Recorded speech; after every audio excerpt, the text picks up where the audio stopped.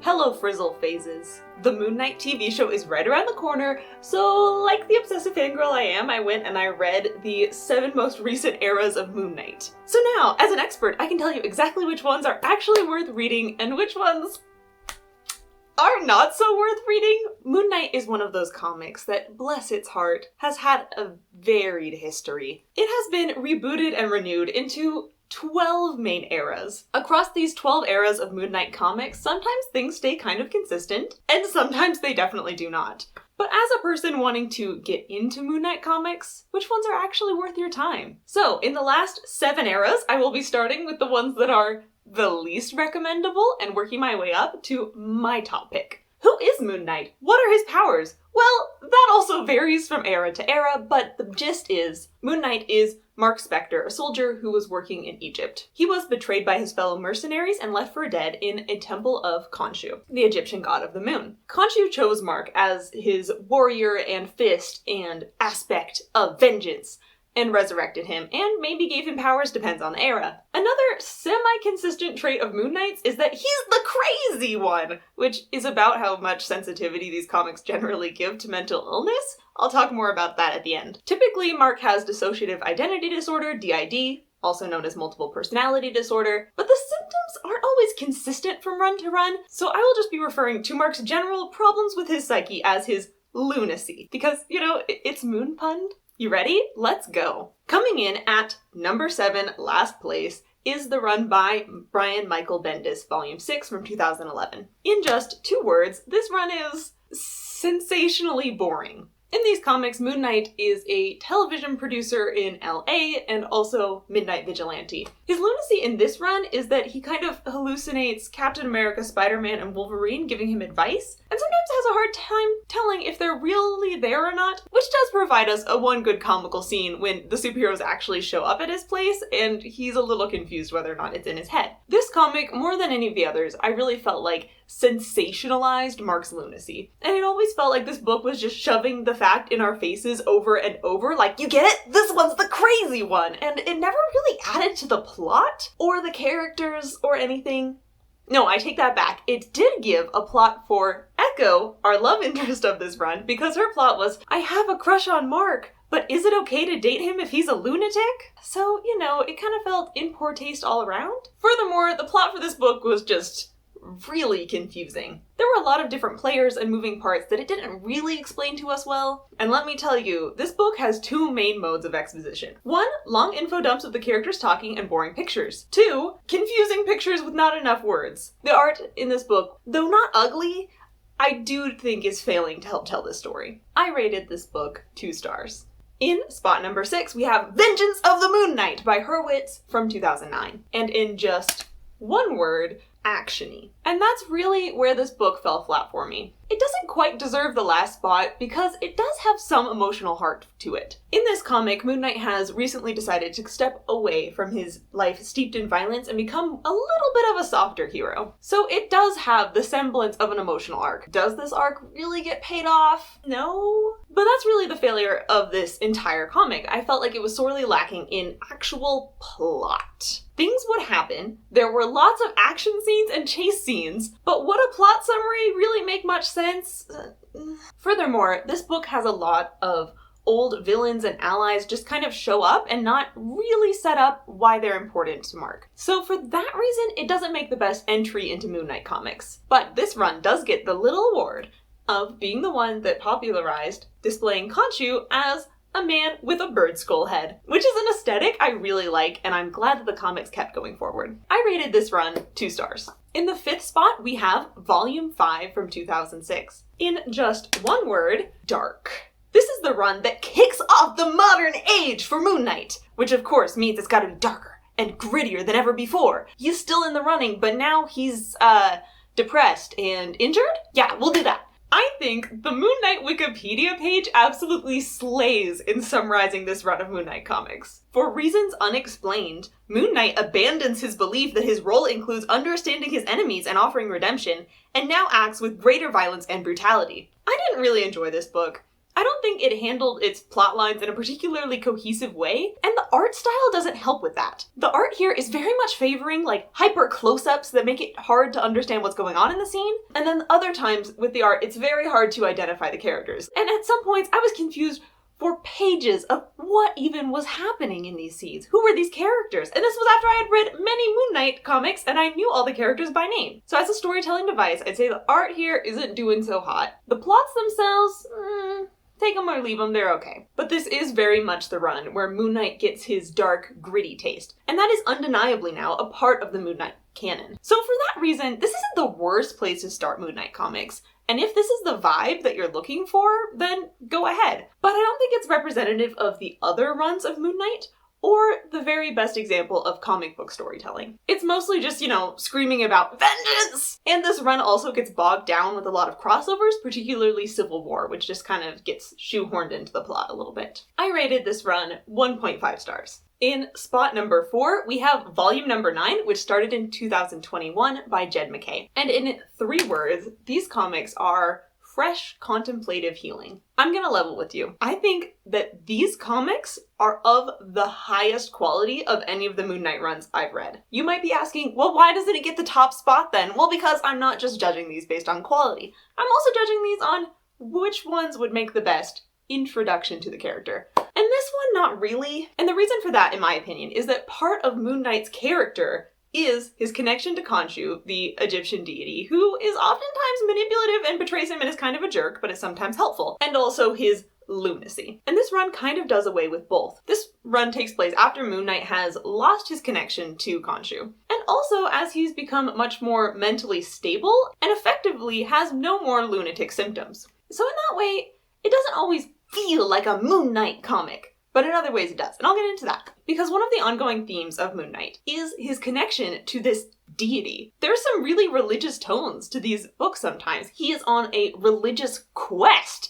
to get vengeance or to defend travelers of the night. He considers himself to be like a priest. One of the reasons he wears white is because it's like his religious vestments. It's his god's color. And though in this run he has lost his connection to that deity, it also delves really deeply into the themes of religion as a motivator. Because despite not really being the Fist of Khonshu anymore, he still considers himself the Fist of Khonshu. And he has kind of started his own little cult and become a religious leader in the community. And this run also showcases one of Moon Knight's personality traits, which isn't consistent across all runs, but is fairly common, which is he doesn't really hold grudges. He's not looking out there for revenge. He'll be fighting you one issue, and then a few issues later, if you need help, he'll help you out. Someone can declare to him, I am your nemesis, attack his love interest and child, and then a few issues later, he's just like, whatever, you want to team up? But the true strength of this book that I think catapults it above everything else that I've read in quality is that it doesn't bother with the old Moon Knight cast. Classic Moon Knight, he had all of these defined sidekick people. And then into the modern era, lots of the runs keep pulling these people in, but then they don't give us really the context. They're just expecting that we're already going to care about Frenchie or Marlene or Gina, when a new reader isn't going to know who these people are, and the books rarely give us enough personality traits or interactions to actually care about them in a meaningful way. But Volume 9 kind of throws out all those old characters and just starts introducing new characters and actually introducing them well. Giving them personalities and things to do and little arcs. And for those reasons, I rated Volume 9 4 stars. In recommendation spot number 3, we have the Legacy Renumbering run from 2017, written by Max Bemis. In one word, this run is playful. Some of the plot ideas that this book throws out are wacky. And you can tell that the writer here was having a lot of fun. So the quality of the writing, the plotline on this one is sometimes a little meh, but what I do feel like this gives a really nice lens into is the lunacy aspect. Because this book leans really hard into Mark Spector has DID and has 4 main aspects. We've got Mark Spector, the main guy who used to be a soldier, Stephen Grant, the social businessman inventor, Jake Lockley, the rough around the edges cab driver fighter guy, and Khonshu. The one with the bird skull. And this one, like some other runs, also leans a little bit into the idea of, is Khonshu even real, or is this just another aspect of Mark Spector's lunacy? Which, is a little funny in the context of all the Moon Knight comics, because other runs lean very hard into Khonshu is definitely real. But the continuity between the runs isn't always very tight, so I guess for one of them, Khonshu could be not real, and another one he could be real. So because this comic does give you a lot of time to really get to know the different alters of Moon Knight, that makes it a pretty good starting place. Now, the plot itself starts out pretty easy to follow, which is bonus points for all the Moon Knight comics that are not easy to follow. But also, the plot goes off the rails in a way that I feel like I couldn't really follow tonal-wise, or is this really helping the character-wise, pretty fast. Moon Knight gets a cult, and not in like the him choosing to get a cult way that he does in Volume 9, which I think was a good choice, but in the way of like, he accidentally kind of acquires a cult and then does nothing with them kind of way. He also starts facing off with this immortal Nazi serial killer, which goes off the rails about as quickly as you would expect, and then they play a sort of Killing Joke plotline with each other. But ending on a positive note, I did like the art of this run. It was clear what was going on the page. A very low bar, but some of these runs fail to cross it very often. And because it dived so fully into Moon Knight's DID, it also played with a theme that I'll discuss a little bit more in detail later, which is the strength of his neurodivergence. I rated this run 3 stars. Number 2 on this list, we get to have Volume 8, the 2017 run, written by Jeff Lemire. In one word, this run is psychedelic. When people say that Moon Knight comics are really like pushing the boundaries and being experimental, this is the run that they're talking about. Most of this story takes place in a kind of dream world, and so the plot isn't always linearly cohesive, but it does get points for being very character cohesive. Moon Knight is going on a journey here of self-discovery and self-acceptance. He's figuring out what he stands for and accepting his different alters and the way that his brain works. This is the run where the theme of the strength of neurodivergence is very strong. And part of that is because this book takes place majorly on the dream psychic plane, where if you're a person with DID, with multiple alters, personas, people in your head, well, in the psychic plane, you're kind of a team. And as we know, the power of teamwork and friendship is how you save the day. If you challenge Moon Knight to a psychic battle, you're gonna lose. Because you are first going to be outnumbered, and 2, Moon Knight has just dealt with so many psychic stuff over his entire run that he isn't fazed by any of it anymore. He just takes it in stride. And the art for this run is gorgeous across the board. I especially like the touch of how when you're slipping into different alters of Moon Knight, you'll often get different artists and styles and color palettes all at once, and that shift is honestly brilliant, and I wish more of the runs would do this. It's a really nice touch, and I think it does give Moon Knight that extra bit of flavor that is really fun with him. Now, you may be asking, if this is such an awesome book, why doesn't it get the top spot of recommendations? And I would say that's because, the plot, it is hard to follow. This book often gets so deep into the psychedelic dream state, exploring the psyche mode, that sometimes you can't really tell what's going on. And that does become very satisfying that by the end you understand the plot a lot better, but you do kind of have to slug through all those chapters where you don't really understand the plot. So for that reason, it's not always the most readable. But if you're looking for something with awesome art and fun ideas, this could be the place to start for you. I rated this run 3 stars.